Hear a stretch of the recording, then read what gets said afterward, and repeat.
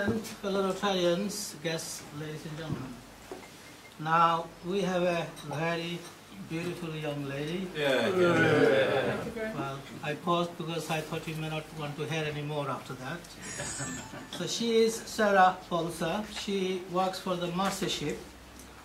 So Mercy Ship, as you know, these are charity ships which goes around to poor countries. These are in fact floating hospitals. I understand the one called African Mercy Ship is the largest charity ship. It has got about 450 crews. This includes everybody, the doctors, nurses, the helpers, the captain. They are not paid. They pay their own to stay there and pay for their lodging as well, which is really a very good job they do.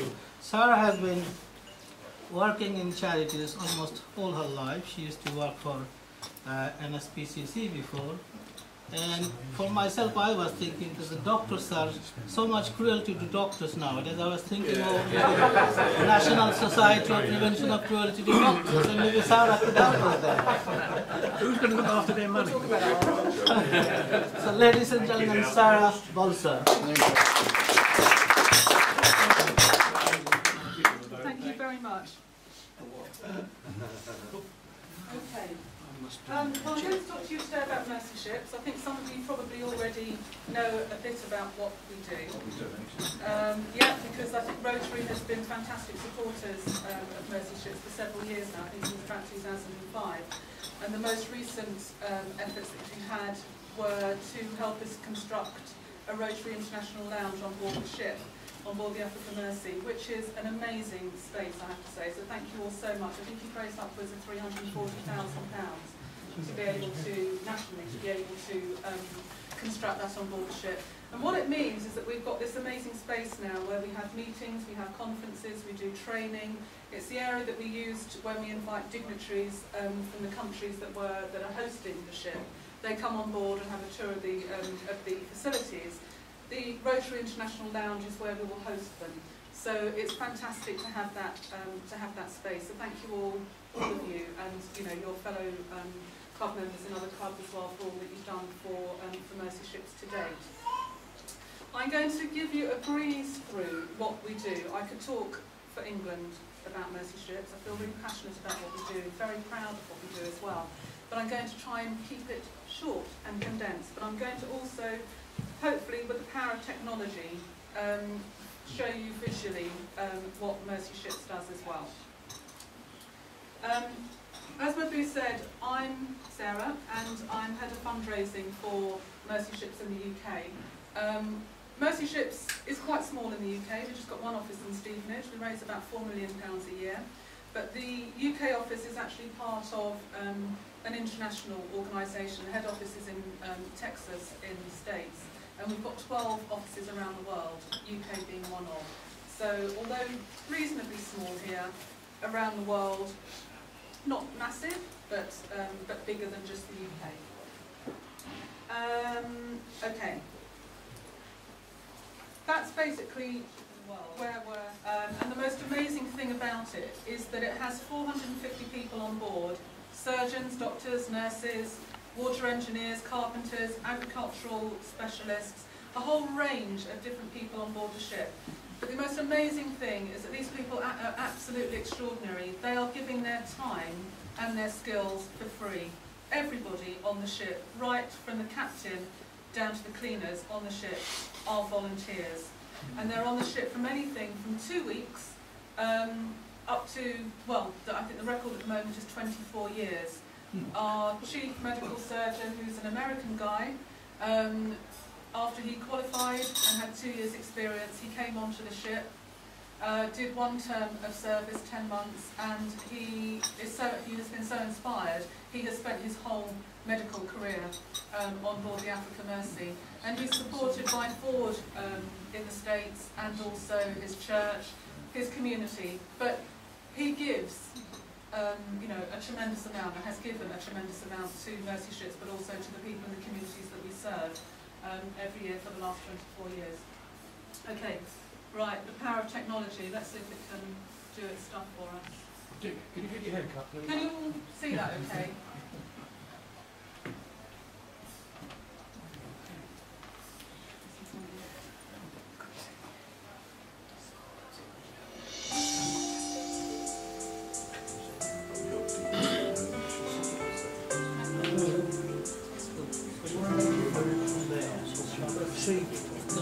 I was lost in desperation, crying out for some relief, wondering in times of silence,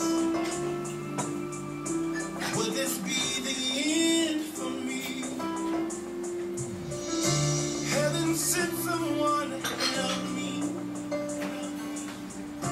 erase the past and now I'm free, and love has found me here, and heard my every prayer, and hope knows my name, and everything changes today. Mercy's on its way. It's on its way.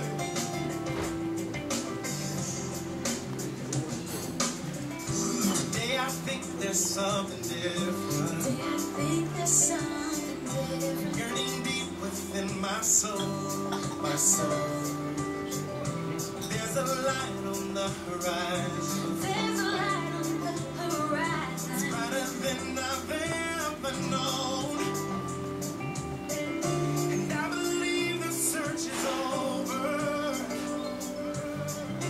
Rescue now from all my pain, and love has found me here, and heard my every prayer, and hope knows my name, and everything changes today. Mercy's on its way, on its way. Mercy's on its way. And when the tide is rising and you feel like you're drowning, hang on a little longer. Hope is getting closer. When the tide is rising and you feel like you're just hang on a little longer. 'Cause mercy's on its way.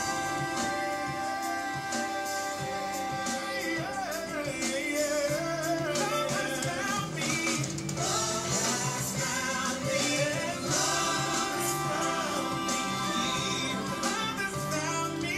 Yeah. Heard my every prayer.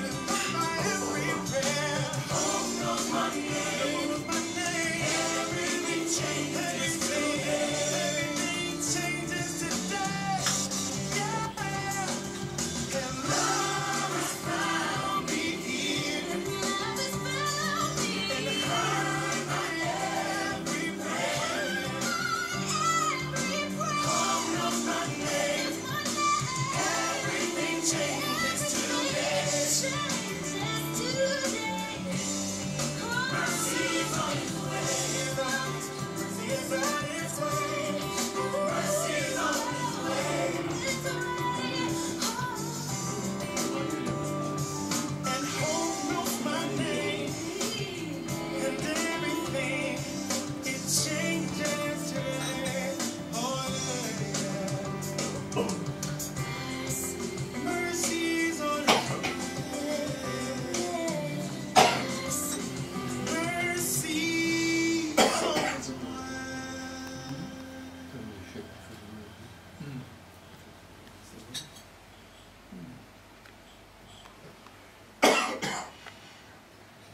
Okay. Hopefully that's given you a bit of a flavour of what Mercy Ships is all about. We take our hospital ship out to West Africa. Why do we focus on West Africa? Basically because there's a great deal of need in West Africa. I think there's a lot of the countries along the coast of West Africa are featured in the UN development indexes right at the very bottom. And we know that what Mercy Ships can offer is exactly what they need. So for the time being, we are focusing our efforts in countries like Sierra Leone, Benin, Togo, all along Gambia, all along the west coast there. Our doctors, as I said earlier, our doctors and surgeons, they all live on board the ship. We've got a crew of 450 people. all different skills, but we don't just do operations and surgery on board the ship. Because we are a floating community of people with a whole range of different skills, we also do work on land as well. What we try to do is, as well as treat immediate cases, we also try to leave a legacy behind. So as well as doing surgeries on board, we do training and palliative care, mental health. We're on a mental health program as well, through the clinics within the country that we're visiting as well. We also set up agricultural programs, so we help local farmers to improve their crops so that they can be more efficient and therefore hopefully again have an impact on their community's future. So our legacy, I think, is not just transforming lives and saving lives by what we do on board the ship, but by actually trying to help them to capacity build, basically, and help them to improve their infrastructure so that once we've gone, that country can continue to thrive in a better way.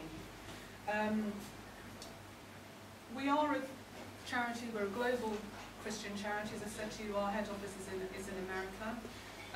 And the volunteers on board the ship come from a variety of different backgrounds and different countries. I think that the key thing about the work that we do in Africa is that we are responding to the need that's there. There's a huge amount of poverty, there's lack of water, there's lack of sanitation, and we need to be able to, what our volunteers do is try to address those issues. For example, I think 1 in 750 babies in West Africa are born with a cleft lip and palate. Now you don't see that condition very much in the UK, simply because that's picked up at a very, very early stage and it's dealt with literally as soon as the child is born. But in Africa, it just isn't picked up. There isn't any a particular amount of healthcare. So it's something that blights a child's life, but also can ostracise them from their whole community, can even ostracise the whole family from the whole community. So it doesn't just have an impact on that child, it can have an impact on the way that that family can actually live within their own surroundings. And I think something like 1.8 million children under the age of 5 every year die in Africa of diarrhoea. Now again, a condition that we treat so simply in this country, but actually is fatal for children in Africa. So by helping communities to understand about hygiene, sanitation, to help them dig wells, we dig wells and improve the water supplies into villages. By doing this kind of work as well as the surgery that we do, we hope that we're helping people to live longer and better lives. Now we're off to Sierra Leone next year, and Sierra Leone I think is one of the very poorest countries in the world. And I think they have, I've got a statistic here actually, they have, their life expectancy in Sierra Leone is 49 years of age. And I think a couple of years ago, it was seen to have the population, only 4% of the population actually lived over the age of 60. Now compare that with the UK here, we've got, you know, a growing community of people. It's not unusual, you know, for us to live into our 80s, into our 90s. But life expectancy in Sierra Leone is just 49. I just want to tell you about one situation. In fact, in Benin, one of our surgeons was treating a guy he came on the ship with what we thought was a tumour. We see a lot of tumours, do a lot of maxillofacial surgery on board the ship. He had a lot of pain, and he said he'd been in pain for about 18 years, and he looked as if he was growing a tumour on the side of his face. Well, on closer investigation, an X-ray was done, and on closer investigation, they realised that this guy had, for the last 18 years, had at the tip of a knife embedded in his gum. He'd been in war, his country had been through a lot of war, and 18 years previously, during war, he'd been brutally stabbed in the face with a knife, so badly that the tip of the knife broke off in his gum. Now the outside healed, but that was causing him constant pain, as you can imagine, for 18 years. A very simple operation on board the ship was able to transform that guy's life and to remove that piece of the knife and to allow him to carry on and live his life. that's the kind of surgery that we do. And I was telling Mabu earlier that one of the surgeons that I spoke to recently, he was operating on a 5-kilogram tumour on the back of somebody's neck, a guy's neck. You can imagine walking around with a tumour that size. He was doing this operation in one of a local clinic, not actually on the ship. And of course, if they're not working on the ship, the environment in which you're working, you are very reliant on the supplies, i.e. not just medical supplies, but also on water, power, etc. Well, about 2 hours into this operation, all of the power went down, and it was just they were just now in complete darkness. But this surgeon, our surgeon, was able to finish this operation by the light of his mobile phone. You know, it's not the sort of conditions that us, you know, surgeons in the UK are used to at all. But every surgeon, I think, that goes out and does work on board our ship, the first thing that they will say when they return is, it was an amazing experience.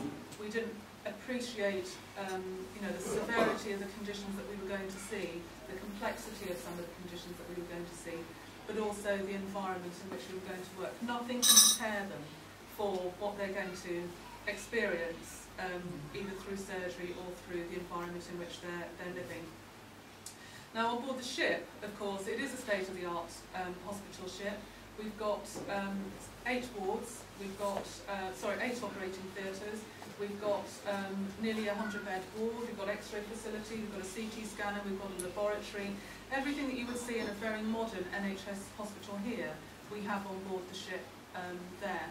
Which means that we can do orthopaedic surgery, maxillofacial surgery, we help women with gynecological problems, we do a lot of eye surgery, dental surgery as well.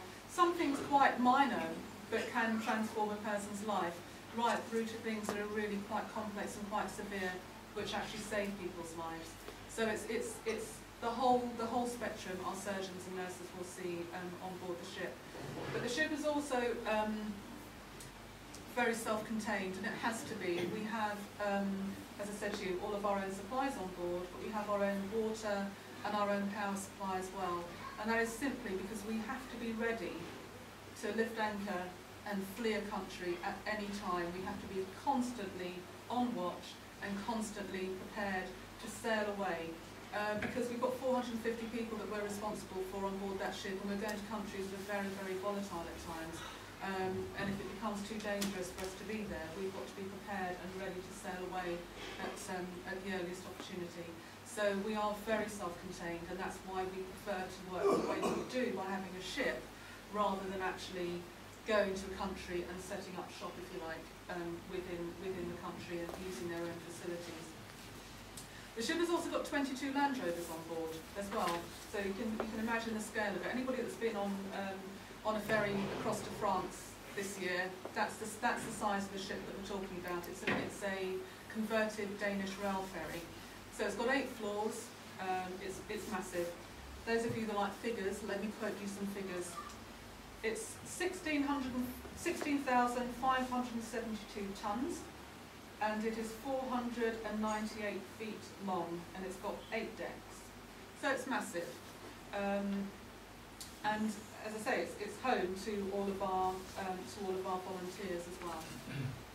Right, I'm going to show you one more clip, which gives you, I hope, an understanding of one of the patients that we've seen. This is a beautiful young girl called Celine, who came on board for some eye surgery.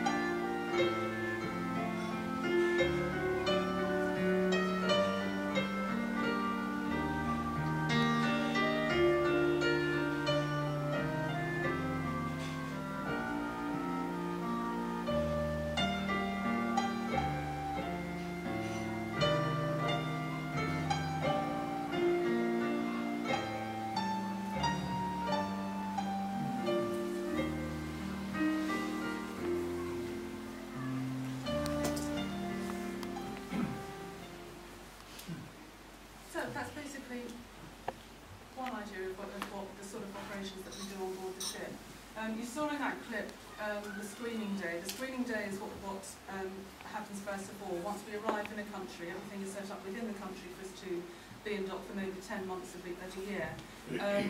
The host country will then get the propaganda out to the villages, through schools, through medical centres, in the press, on the radio, through church groups, whatever. They'll get the message out that Mercy Ships is going to be in that country and where we're going to be. And we set up screening days, and we can have hundreds, literally hundreds of thousands of people arrive. Sometimes it could be a football stadium, for example, that will take over for a few days, and people will come in queue to be seen. And our surgeons will have maybe, some days, maybe just 90 seconds to be able to assess someone's need and decide on whether actually we can help them, or maybe actually in some situations we're not able to help them. As you can imagine, there are some situations, if somebody is perhaps in final stages of cancer, we're not actually able to do anything to help that person medically. But what we do is provide palliative care. We do provide drugs to help them through the last stages, and we also work with their family in terms of counselling and preparing the family for what is going to eventually happen. And it's days like that that the surgeons say are actually the worst days, if they have several people that do come that they really can't help. Because actually most days they know that they can help people. You know, the conditions that people do come with are blighting their lives, but actually they are things that they have the skills to be able to change. So those that are able to come, that can be helped, they're given a card, and that's their card to come back with an appointment, to come to the ship, to come on board and have their surgery. And as you saw there with Celine, she was taken by her father, literally a short operation. Next day she was able to go home. And we do transformations like that, literally back to back, all day long, using all of the operating theatres on board the ship. Last year in Benin, we did 67,000 different procedures in our service out there. It's a huge, absolutely huge amount. You know, our doctors and surgeons are working tirelessly. So 67,000 operations or procedures, and actually that we know that our visit to Benin last year impacted on around about 100,000 people, because not only did we do the surgery, we also did training, we ran a mental health program, we helped with agricultural programs, and we helped dig and repair wells within communities. So we touched a lot of different people's lives in lots of different ways. I said to you about the medical facilities on board the ship. As well as the medical facilities, as I said earlier as well, we've got the Rotary International Lounge. We've also got an international school, because some of our volunteers bring their children on board the ship as well. We have several families on board the ship. One family has served on our ship for over 10 years, and they brought up 3 of their 4 children on board the ship. So we have a school there, which takes tiny tots, nursery children, right through to the age of 18. We've also got a bank on board. We've got a shop, library.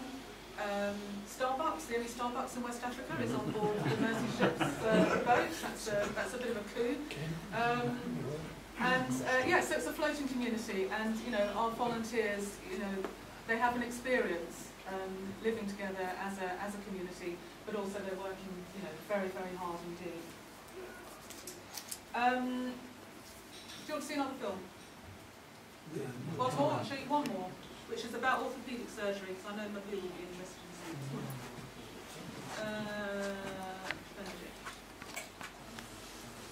Okay, this is surgery that was done on a young lad. Again, something you just wouldn't see in the UK at all, or in the Western world, but something that is actually quite common in the countries that we go to. But a very simple operation can transform the patient's life.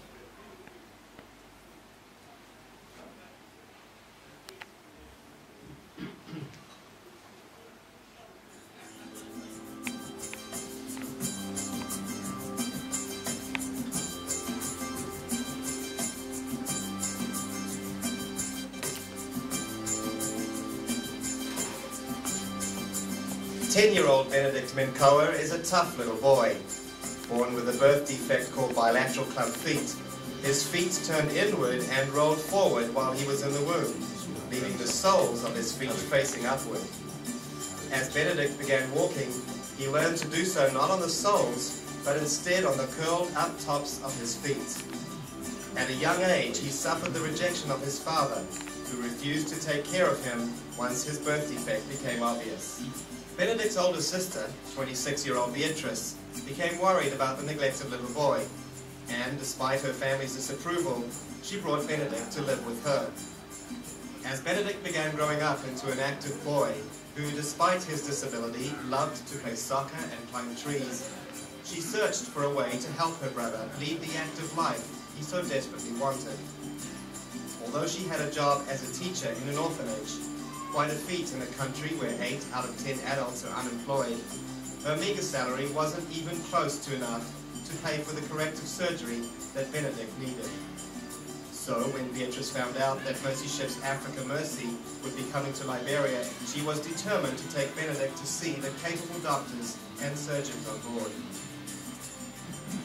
Beatrice was able to get Benedict into an orthopedic screening, and Benedict was accepted to have a free operation to straighten his right foot. As the surgery date grew closer, Beatrice didn't have the cash for bus fare into the capital city of Monrovia, where the Africa Mercy was docked. She asked her older brother for money, but he told her that she should forget about the surgery and leave Benedict the way he was.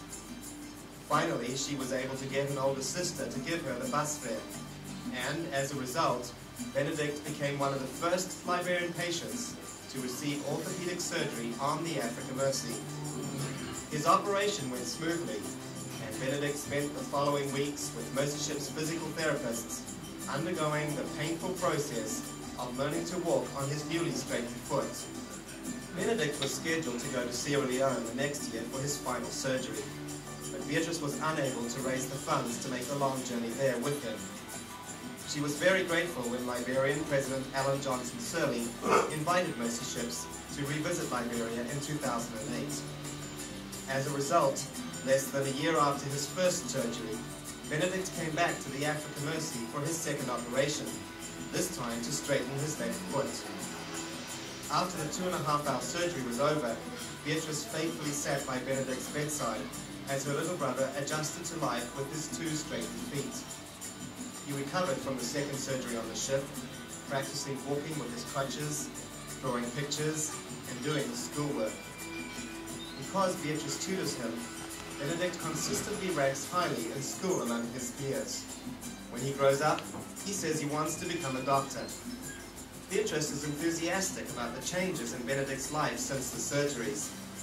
She says their father now welcomes his little son and invited Benedict to stay with him in Monrovia during his post-operative treatments on the Africa Mercy.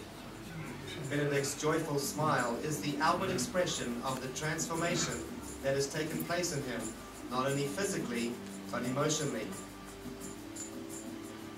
No longer the shy, introverted boy that he was when he first came to the Africa Mercy, his outgoing personality shines through a happy child with a growing sense of confidence in himself.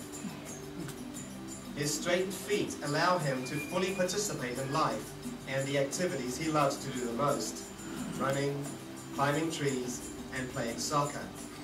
And his life has been transformed by the gift of mercy.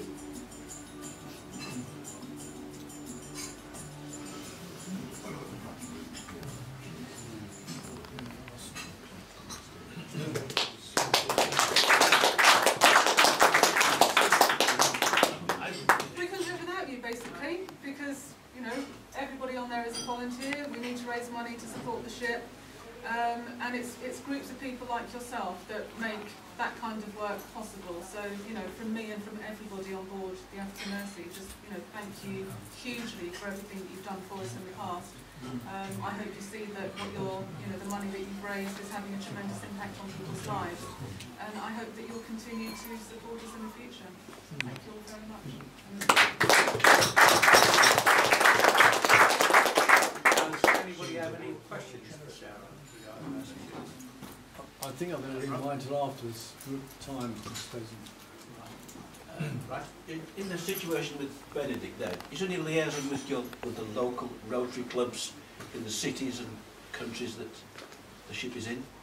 Do we link up with them? With the local Rotary clubs out Yeah, there? I don't know whether we. I've not heard that we have, but maybe it's something we should investigate. What you would think, particularly in the case of Benedict, Yeah. just for the sake of a small amount of currency she could get from A to B, Yeah. you would have thought the local Rotary club would have said, If they've got one. if they've got one, if they've of course, got one, but, that's right. there has to be one one would think that Rotary is world over. Yeah, I mean, in some countries, I mean, as you saw there, she didn't have the funding to get her brother to the ship. But that's a common problem, and often they are supported by somebody within their community, and so there may be occasions when they are supported perhaps by local Rotary. I haven't heard that specifically, but that's not to say that it hasn't happened. I'm sorry if I've taken more of your time than I should have, but I've got some information for you all, and there's quite a bit of information I'm giving you all, because what I would love you to do is, you know, this is a great story. What Mercy Ships does is absolutely tremendous, and we want more and more people to know about what we do. So I would really be grateful if you would take some information home with you, talk to people about Mercy Ships, but also don't keep it to yourself, give it to other people as well. Let other people hear about Mercy Ships and see what we do. Because the more, you know, you can help us to spread the word, if you like. You can help us to recruit volunteers to go on board the ship, but you can also help us to generate publicity and raise more money through other means as well. So hopefully you don't mind being a foot soldiers for me as well today. Sorry, can I just say, it wasn't really a question, but there are guys in the club who probably weren't here 5 years ago, I don't know, but I remember it was a preferred objective of Rotary International in this country Yeah. to provide fundings. I think it was from ophthalmic union on board. I remember the figure of 300-something odd thousand. And we did in fact have a quiz in the staff and we put out £1,000 towards that. Fantastic. So the guys who remember that wouldn't remember that without it. Yes, Right, that's lovely. I know that I think that was the beginning of your relationship with Mercy Ships. I've only started working with Mercy Ships this year, but I think that was back in 2005, and I think that was the start. And I think you raised, you know, nationally you raised a significant amount of money, and your support has continued right through to, as I say, helping us construct the international lounge on board the ship as well. So, you know, our volunteers are tremendously grateful to you, but also, you know, the patients that we see on board the ship as well. Because without, you know, the help of groups like yourself, we just wouldn't be able to do as much surgery as we do. So thank you. Any more questions from anybody? And I'll call on Alan Thomas to give a vote of thanks and a usual one. Sarah, would you like to sit down? Sarah Sami, we've started I'd a long like time. Thank you. Mr. President, honoured guests, fellows, well, what a beautiful story of a beautiful lady. I truly could fully understand and comprehend that. It was so beautifully expressed by her, and of course the information that she gave, the film that she gave, were quite inspirational. She is obviously very proud of the work she does. Carry on, Sarah, you're obviously doing a fantastic job. We would surely welcome you back again, and in the usual way, fellows, we show our appreciation to Sarah. Thank you very much.